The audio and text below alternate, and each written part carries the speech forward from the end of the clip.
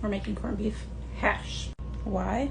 Because it's delicious. I have one of the knockoff KitchenAid attachments, this one, and so far so good. I'm gonna use the medium grinder, and I was just making sure that it was still set up properly, and then we're gonna put it on the KitchenAid. So that's kind of what it looks like.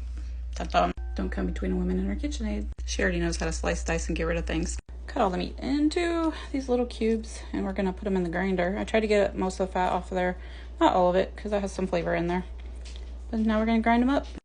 Okay, it's kind of disgusting, but it appears to be working. So we cut them in the smaller cubes, and we're just gonna push them down inside of there.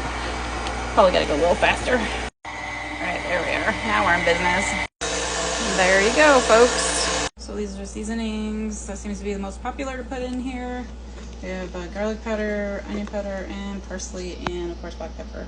So I'm gonna use 1, 2, maybe 2 or 3, depending on how much meat I actually ground. Just realized I missed like a whole slab that I didn't grind. That'll be dinner. Anyways, I got it all mixed in the bowl here, so we're just gonna mix it up, and then we're gonna pack our jars. Oh, women were strong in the old days, so they had muscles. Yes, they had to stir everything by hand. So we're just mixing those up, and then I'm just gonna use my hands in a minute. I just wanna get everything stirred up really good. Pretty good, but I actually just wanna like make meatloaf out of this stuff. It looks and it smells delicious. So here we go.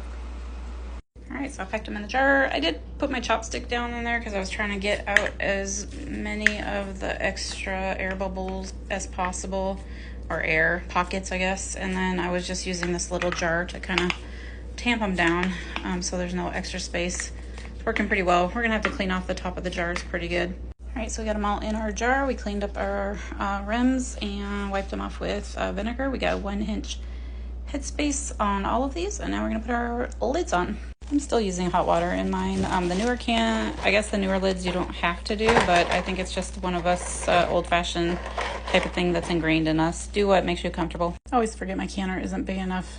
So we're gonna make that for dinner. While we're cooking this one up, you're gonna bring it to pressure for 10 pounds of pressure for your elevation, and they're gonna cook for 75 minutes after you properly vent and go through your proper pressure canning procedures. So 75 minutes, 1-inch of headspace for the pints, and good luck.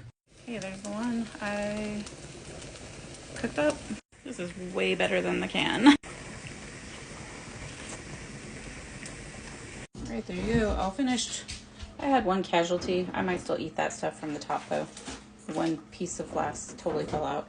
And there we go, corned beef.